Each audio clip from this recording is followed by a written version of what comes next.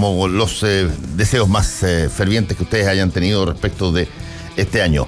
Estamos ya con nuestra primera entrevistada. Ella es Alejandra Sepúlveda, directora ejecutiva de Comunidad Mujer. Alejandra, ¿cómo estás? Hola, Fernando, buenos días. Feliz año para todos y todas. Así es. Alejandra, quería conversar un poquitito desde cómo se ve de una organización que nació en torno a la mujer, originalmente por cosas que tenían que ver con cosas que hoy día parecen casi triviales, pero que en su momento fueron sumamente importantes que se pusieran en primera línea para que se tomara en cuenta la situación que había. Había necesidad de tener más mujeres en cargos directivos de empresas, había necesidad de tener más mujeres profesionales en las organizaciones que justamente reúnen a profesionales en distintas áreas, y hoy día estamos viendo ya una discusión profunda en torno a la posibilidad de que, si es que el pueblo así lo decide, la próxima convención constitucional lleve una paridad de género entre hombres y mujeres a la hora de formar y hacer una nueva constitución. ¿Cómo se ha visto este camino, por lo menos en estos últimos 2 o 3 años, Alejandra? Yo creo que el camino en estos últimos 2 o 3 años ha sido mucho más acelerado. Comunidad Mujer es una organización que nació el año 2002. Llevamos 17 años trabajando por la inclusión de las mujeres en todos los ámbitos de la sociedad. Y la verdad es que hasta antes de este estallido, yo diría antes del año pasado, ¿no? De las protestas de las estudiantes en las universidades, se veía que todo iba avanzando, pero avanzaba a un ritmo lento, ¿no? Y ahora se ha acelerado porque efectivamente tenemos una confluencia de, por un lado, de un diagnóstico bastante claro respecto a las brechas de género y los espacios de desigualdad que ocupan las mujeres y que son estructurales, culturales, normativos, y hoy día un anhelo y un movimiento que ha empujado enormemente el avance en todos estos espacios, ¿no? Entonces, lo vimos para la marcha del 8M, del 8 de marzo, hemos visto el movimiento de las tesis, hemos visto el gran clamor que ha habido en la sociedad chilena y sobre todo las mujeres por acabar con la violencia de género. Pero, claro, todo esto que parece ser como una nueva ola feminista, la verdad es que nos ubica en un momento en que las mujeres tenemos plena conciencia de que si no seguimos nosotras reclamando y luchando por nuestros derechos va a ser difícil que eso ocurra, ¿no? Y en ese sentido, toda la discusión y esta gran oportunidad que se abre con el diseño de una nueva constitución es para las mujeres chilenas un momento clave e histórico para poder de verdad decidir sobre esa nueva constitución y decidir sobre ese nuevo pacto social que se abre de una manera paritaria, que sería lo justo por lo tanto de hacer. Ahí tenemos una oportunidad súper grande de todo aquello que ya diagnosticamos y todas estas demandas que tenemos, de realmente plasmarlas en un nuevo pacto y empezar a trabajar de otra manera, ¿no? Empujando un cambio cultural también desde la toma de decisiones. Estamos conversando con la directora ejecutiva de Comunidad Mujer, Alejandra Sepúlveda. Alejandra, hay un argumento que a mí me llama la atención, que todavía funcione, o por lo menos se use tan recurrentemente para hablar de situaciones como, por ejemplo, la paridad o de incrementar las mujeres en determinadas organizaciones. Y este argumento dice más o menos así, dice, mira, las mujeres, te lo digo porque lo he escuchado de mujeres, las mujeres no necesitamos una muleta, no necesitamos un apoyo artificial para poder llegar donde queremos, si es que queremos estar en la Convención Constitucional, no tenemos que valer con los votos que podamos sacar. ¿Por qué razón habría ese argumento de ser de alguna manera intervenido con una paridad que garantice que las mujeres van a ser la mitad de una convención constitucional? Bueno, yo también lo he escuchado muchas veces, igual que tú, hace mucho tiempo. Y la verdad es que ese es un argumento que es bastante falaz. Y es falaz porque la meritocracia para las mujeres es prácticamente un mito, ¿no? Las mujeres que han logrado llegar a los espacios de poder y de toma de decisión lo han hecho porque han contado con privilegios, han contado con en el fondo mentores o mentoras, con la complicidad de las trenzas de poder. Pero hoy día eso no es la realidad de la mayoría de las mujeres en Chile. Las mujeres hemos enfrentado y las mujeres han enfrentado en la política barreras de entrada históricas que se han expresado, por ejemplo, en que no las nominaran como candidatas. Recordemos que en las últimas elecciones, salvo la anterior parlamentaria que fue con cuotas de género, las mujeres eran menos del 20% de las candidatas nominadas a las elecciones. Las mujeres reciben menos recursos financieros para poder llevar adelante sus campañas. Las mujeres son puestas en distritos y en lugares donde les cuesta más competir, o son distritos donde tienen menos posibilidad de ser elegidas frente a los incumbentes, que también, de nuevo, en casi todas las elecciones suman más del 80% de los candidatos. Entonces, la verdad es que este argumento yo creo que lo que refleja es un prejuicio, y es también,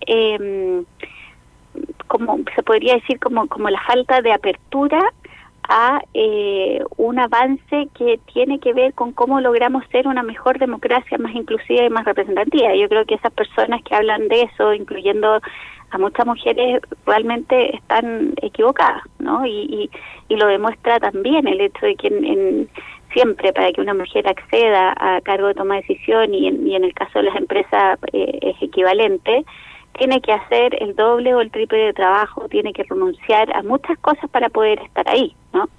Entonces, la verdad es que yo diría que es parte como de los prejuicios que se activan y de las ganas de no repartir o no abrir espacios de toma de decisión y de poder hablar a las mujeres, que es un poco lo que hoy día está en juego. Sí, probablemente no se ha avanzado nunca tanto en una situación potencialmente afortunada para las mujeres a la hora de representar al país, como en esta posibilidad que eventualmente se llegue a un acuerdo respecto de paridad de género en la nueva Constitución. ¿Cómo ha estado usted siguiendo de cerca esa discusión? ¿Dónde está la traba? ¿Qué falta? Porque entiendo que han pedido ustedes que ojalá esto salga lo más rápido posible para tratar de que por lo menos se pueda disponer de tiempo para que la campaña pueda desplegarse. La verdad es que Comunidad Mujer ha estado sumamente involucrada en esta discusión. De hecho, articulamos a un grupo de más de 15 organizaciones de mujeres académicas y politólogas para poder estar presentes y acompañar la discusión en el Congreso. Nos hemos reunido con presidentes de partido, nos hemos reunido en la Cámara de Diputados, en el Senado, con los distintos actores que van a tomar la decisión. Acompañamos la discusión en la Cámara de Diputados, y también la propuesta que finalmente se aprobó para poder incluir la paridad de género en el proceso constituyente, que es hoy día una propuesta que ya sorteó ese primer gran paso en la Cámara de Diputados, y hoy día se tiene que volver a discutir a partir del 6 en el Senado. Hay obviamente posiciones distintas. La derecha quiere presentar dos alternativas distintas a la que ya se aprobó, que tiene que ver con diseño de doble papeleta o de listas nacionales, sí, cerradas, que contengan la paridad. Nosotros nos reunimos el lunes en Valparaíso con el presidente del Senado, con la presidenta de la Comisión de Género de la Cámara Alta, que va a sesionar en conjunto con la Comisión de Constitución para poder discutir este proyecto de paridad de género. Y lo que acordamos y lo que demandamos, pero también acordamos, fue que este tema se tenía que resolver ahora en enero, para que en abril, cuando las personas acudan a votar apruebo, que espero que sea apruebo, una nueva constitución, y cuál sería la fórmula de convención constituyente, tengan las reglas del juego claras, ya sepan a lo que van, sepan si este proceso va a tener incluida la paridad de género, si va a tener incluida la inclusión de independientes y también de escaños reservados para los pueblos indígenas. Obtuvimos de parte del presidente del Senado un compromiso de que eso iba a ser así, que esto se iba a aprobar durante el mes de enero, aun cuando lo que dice el acuerdo y lo que dice la propuesta de la Comisión Técnica que ayudó a hacer el diseño de esta reforma constitucional es que había plazo hasta junio. Nosotros no queremos que el plazo se extienda porque eso va a ser simplemente sería una maniobra dilatoria para no tomar la decisión ahora. Nos parece que es sumamente importante y el 8 de marzo ya tenemos que tener decidido y aprobado una convención constituyente paritaria, que por lo demás creemos que es lo justo, creemos que es la decisión correcta si queremos realmente construir una democracia inclusiva y verdaderamente representativa de lo que somos en la sociedad, que somos más del 51% de la población. Sí, estamos conversando con Alejandra Sepúlveda, ella es la directora de Comunidad Mujer. Hay una cosa que es bastante sorprendente, creo yo, a estas alturas, porque de repente uno ve todo lo que ha sido las luchas sociales que se han dado durante muchos años en determinados temas que hoy día ya son, yo te diría, leyes o son parte del acervo cultural nuestro. Por ejemplo, todo lo que significó la discusión sobre el divorcio, que desde que se amenazó con excomunión de parlamentarios en un momento dado, a que todas las personas se iban a casar con la intención de divorciarse y que se iba a transformar en una destrucción de la familia. Pero eso hoy día ya es un estándar, está ahí y listo. La filiación de los hijos nacidos fuera de matrimonio, los guachos, que cómo podían ser registrados como personas que corresponden a un padre y una madre, digamos. Y eso fue también, esto iba a desbaratar, va a destruir todo. Y yo, por ejemplo, me acuerdo con la discusión que hubo, Alejandra, ya en personas que con títulos, unas personas que pueden decir que no les falta educación, en el colegio de abogados, en esta última elección donde salen mujeres, muchas más mujeres que hombres, pero a la hora de la postulación, con esta idea de tener una representación adecuada de profesionales abogados en el colegio, hubo muchos y connotados abogados que sacaron columnas diciendo que esto iba a ser una aberración. Así es. Y por lo tanto, cada vez que se hacen este tipo de cosas, siempre se forma una suerte de muro que augura todos los desastres sociales. Todos los males del mundo. Todos los males del mundo, sí. Mira, la verdad es que eso es como una reacción de un nivel de conservadurismo enorme y que tampoco en el fondo refleja la conexión que se debe tener con los avances que la sociedad quiere, percibe, demanda.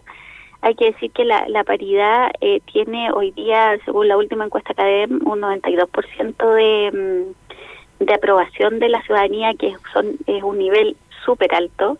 Y lo que ocurrió en el Colegio de Abogados es muy reflejo de la distinta, ¿cómo decirlo?, sintonía, tecla que las mujeres tenemos respecto a la paridad, a lo que muchos hombres, sobre todo conservadores, piensan de ella, porque también hay que decir que hay hartos hombres que apoyan el tema de la paridad. Las mujeres, cuando demandamos paridad, no estamos defendiendo un grupo de interés en particular. Nosotras queremos la paridad porque queremos que todas las mujeres en toda su diversidad estén representadas, en este caso en el órgano constituyente, que además es un momento excepcional de nuestra historia y eso lo justifica extraordinariamente.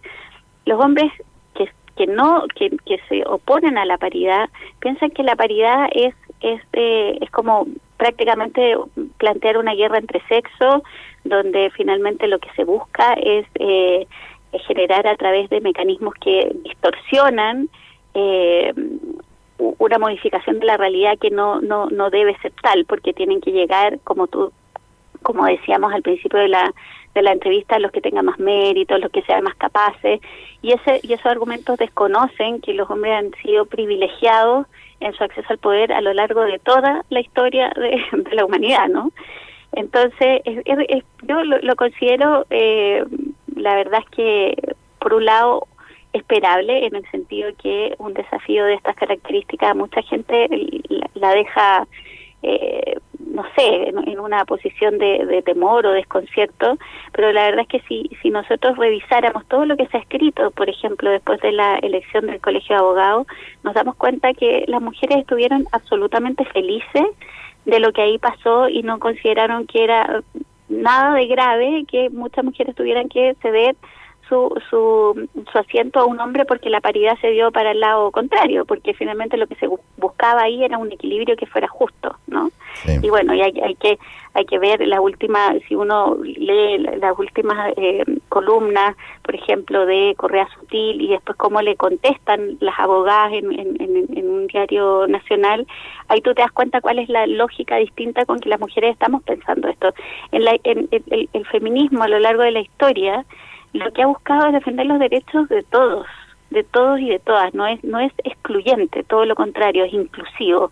Y lo que estamos demandando con esta paridad de género es la posibilidad de que hoy día personas que no tienen acceso a esa toma de decisión puedan tenerlo. Las mujeres representamos toda la diversidad de la población, estamos transversalmente repartidas en todos los grupos. Entonces, por eso esto no es una defensa corporativa como sí se da en el caso de los hombres y de muchos sectores muy conservadores que no quieren que esto sea una realidad. Y la verdad es que quiero decir que no les va a quedar otra, porque esto es un avance que yo creo que es imparable, la verdad, y es muy necesario.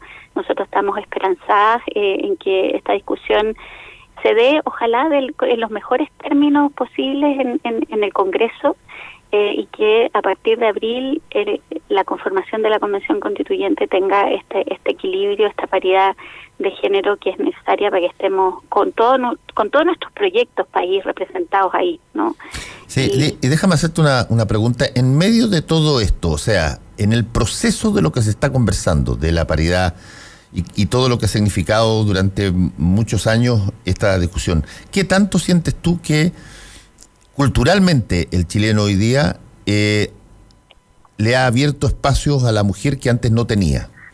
Yo te digo, ¿qué tanto esto ha sido tema que en las familias ha obligado a mirar de otra forma la relación entre los niñitos y las niñitas? En los colegios, ¿de qué forma toda esta discusión que se ha llevado a cabo? No te estoy hablando para la Convención Constitucional, estoy hablando desde lo que viene hace 4 o 5 años. ¿Qué tanto ha repercutido en la forma cotidiana en que hombres y mujeres interactúan en la sociedad? Yo creo que ha repercutido bastante de manera positiva. Yo recuerdo, nosotros el año 2014 iniciamos una campaña que se llamaba Las Niñas Pueden, que precisamente tenía un poco el objetivo de alertar sobre estos estereotipos de género que finalmente afectaban los proyectos de vida, las decisiones vocacionales, y donde las mujeres desde el nacimiento de alguna manera empezaban a ser discriminadas culturalmente, asignándoles un rol en la sociedad secundario, de cuidadoras, etcétera. Yo creo que eso ha ido cambiando. No sé si se ha manifestado, o sea, donde se ha manifestado más de manera más fuerte, yo creo que es en el mundo de los estudiantes, de los jóvenes. Recordemos las tomas de las universidades el año pasado, que una de sus demandas fuertes fue el fin de la educación sexista, y todo lo que las universitarias en el fondo reclamaron en ese momento, obviamente se trasladó a las mesas de conversación en las casas, en las familias, y básicamente yo creo que generó un cambio bastante relevante ahí. No sé si ese cambio hoy día todavía está expresado institucionalmente o normativamente, pero sí creo que hoy día la conversación en torno a la paridad y a los derechos de las mujeres está mucho más presente en la cotidianidad de las personas, ¿no? Y ahí hay un reciente estudio del PNUD, el Informe de Desarrollo Humano que acaban de sacar, donde el PNUD registra precisamente que Chile es uno de los países donde más se ha avanzado en la aceptación de roles de género más igualitarios entre hombres y mujeres en términos culturales. Yo creo que lo que falta hoy día es que esa transformación llegue a las instituciones, llegue a las normativas, porque de alguna manera, por mucho que las creencias hayan cambiado, hoy día siento que la educación no ha tenido, por ejemplo, un salto particularmente importante respecto a la educación no sexista. No lo hemos visto reflejado, por ejemplo, en mallas curriculares, en sistema de acreditación de carreras, en ciertas cuestiones que son súper básicas y relevantes para que esto se dé. Y ahí, qué bueno que mencionas eso, porque yo creo que es uno de los temas que ha estado bastante ausente en la discusión del nuevo pacto social y en las demandas sociales que están hoy día en juego y que debieran, a partir de ahora, enero, tener una agenda mucho más acelerada, es precisamente la educación. Y la educación no sexista, la calidad de la educación no ha estado en esto y la verdad es que es relevante, son los cimientos de nuestra sociedad. Nosotros tenemos que abrir oportunidades distintas a las nuevas generaciones. Por eso Comunidad Mujer está hoy día trabajando precisamente en los temas de paridad, pero yo siento que falta eso. Generalmente ocurre, y nosotros lo hemos visto en Chile de manera muy clara, que la sociedad avanza y el sistema de valores y las creencias en la sociedad avanzan más rápido que lo que avanza la transformación en la política, en las instituciones. Y por eso que ha habido y se ha creado esta distancia tan grande y tan enorme entre ambos, entre la ciudadanía y la institución, y esta crisis política que hoy día estamos viviendo también se debe un poco a eso. Entonces, realmente la responsabilidad que hoy día tiene la clase política, el gobierno y las instituciones de interpretar de mejor manera las demandas de la ciudadanía es algo que te diría que es uno de los desafíos más relevantes. No es fácil, probablemente, porque ha habido también muchos años en que de alguna manera esto se ha ido agudizando, pero si nosotros queremos salir de esta crisis política y social, la verdad es que ahí hay que establecer unos puentes de diálogo y de interpretación de lo que la ciudadanía quiere de manera relevante. Y aquí no podemos olvidarnos de los jóvenes. Los jóvenes son realmente quienes hoy día están llevando adelante con mayor ímpetu todas estas demandas por transformación, y tenemos que saber contestar a esas demandas, obviamente por las causas institucionales, nadie dice lo contrario. Sí, estamos conversando con Alejandra Sepúlveda, directora de Comunidad Mujer. Una de las áreas, Alejandra, probablemente más, yo te diría, observadas en términos de ver si es que esto cala o no cala. Toda esta conversación, toda esta discusión, toda esta argumentación respecto de que la mujer tenga el lugar que se corresponde a exactamente igual que un hombre, tarde o temprano repercute en áreas que son históricamente, yo te diría, casi una suerte así como de fuertes masculinos. Claro, por ejemplo, la empresa, en términos de dirección de empresa, los bancos, digamos, todo tipo de empresas que hoy día vemos a diario. La política era antes un enclave más o menos de similares circunstancias y ha ido cambiando en la medida que se ha colocado esta posibilidad de tener más candidatas femeninas a través de la ley de cuotas. Pero también sigue siendo todavía un enclave. El hecho de que una mujer haya sido 2 veces presidenta de Chile te puede dar la ilusión de que han cambiado, pero cosas muy barbáricas en términos de ese realce de la mujer, y todavía, sobre todo, en áreas como las que tienen que ver con el dinero, las que tienen que ver con determinadas, por ejemplo, ciencias particulares. Todavía no sé si seguirá siendo enorme la diferencia entre, por ejemplo, ginecólogos y ginecólogas, como era en un momento dado. ¿Qué tanto se ha avanzado en esas áreas que son los fuertes duros? Mira, la verdad es que si nosotros analizamos cómo era la situación antes del 18 de octubre, la verdad es que las brechas económicas de género en Chile, que son las brechas vinculadas al acceso a los espacios de los directorios, la toma de decisión de las empresas, la brecha salarial, la participación laboral, siguen siendo muy importantes y profundas en Chile. No sé si tú te acuerdas cómo a principios del 2019, precisamente de cara a la conformación de las juntas directivas de las empresas IPSA, se hizo toda una campaña para la inclusión de mujeres en los directorios. Incluso el gobierno en su minuto creó un registro público de nuevas directoras de empresas. Se hicieron muchas cosas y finalmente el número prácticamente permaneció igual, subió muy poquito, creo que 2 puntos.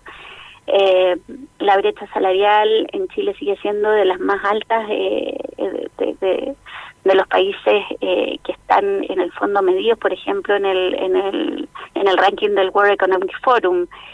Seguimos teniendo una desigualdad salarial que en promedio rondea el 30%. La participación laboral nuestra sigue siendo baja, más baja que el promedio de Latinoamérica y de la OCDE. Entonces, y tenemos, como decía, un Foro Económico Mundial que nos dice que si no avanzamos a un ritmo mayor, nuestra igualdad en esos ámbitos de la economía van a tardar en llegar, no sé, más de 100 años por lo menos, ¿no? Entonces, claro, es lo que te decía, hay como una percepción de que estas demandas son justas y son necesarias, pero en la práctica cuesta mucho que eso se dé. Es muy relevante, por ejemplo, la brecha que se da en la conformación de los directorios de empresa, donde se da esto de que los directores son mayoritariamente de 2 o 3 universidades, de 2 o 3 carreras, de 2 o 3 colegios, y donde a las mujeres les cuesta mucho entrar, y ni siquiera por mérito, ¿no? Y las que lo logran también porque son parte un poco de esa misma ecuación. Entonces, yo creo que hoy día, claro, estamos con la discusión centrada principalmente en la política, porque tenemos esta coyuntura de proceso constituyente, pero en los otros espacios falta realmente mucho. Y tú ves que además hay declaraciones de buenas intenciones, todas las que tú quieras. En general los empresarios y los gremios empresariales han firmado todo tipo de acuerdos y de protocolos para apoyar la inclusión de las mujeres, pero a la hora de los que hubo eso se da menos. Y la verdad es que tiene una explicación en los sesgos y los estereotipos culturales, y también en el hecho de que las mujeres no hemos logrado acceder a una mayor corresponsabilidad social y